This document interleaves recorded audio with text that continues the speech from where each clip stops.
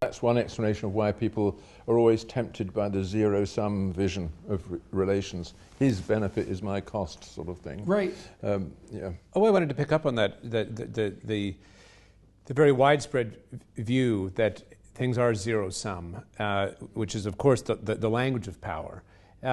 What's the antidote to that? How does one overturn the ideology of power?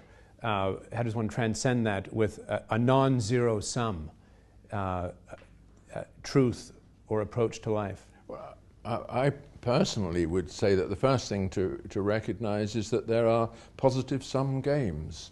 You know, that's what the real theory of the market tells us, that there are whole realms of human transactions where both parties gain from their shared engagement, and though that won't drive away the real source of this difficulty, it has something to do with what Jordan was referring to, and, you know, that people's resentment at the success of others when they cannot match it, or cannot easily match it, or will not match it, which is even yes, worse. Yes, exactly, and because of the labour of reconceiving your own position in such that you actually have to do something about it. You know, that there's something lazy about the zero-sum vision, but it's not a vision that successful people have. You know, it's not a vision that they have at any level of reality, and you can actually combat that to some degree by making it high resolution again, by making examples. It's like, because very few people actually believe, once they observe, that all the relationships they've had with other people have been zero-sum. Now, you might get some very disadvantaged people, and these people do exist, who've been taken advantage by virtually everyone they've ever encountered in their whole life. Like, that does happen. But most of the time, all you have to do is remind people. It's like, well, think of someone that you loved.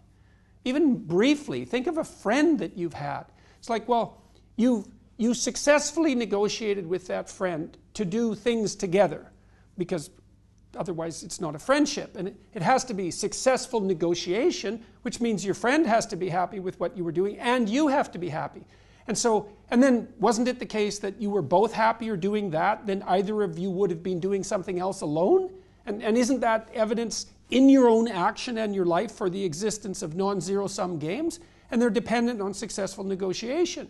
Is we can both have more than we would otherwise have if we can come to a consensus about what we'll both pursue.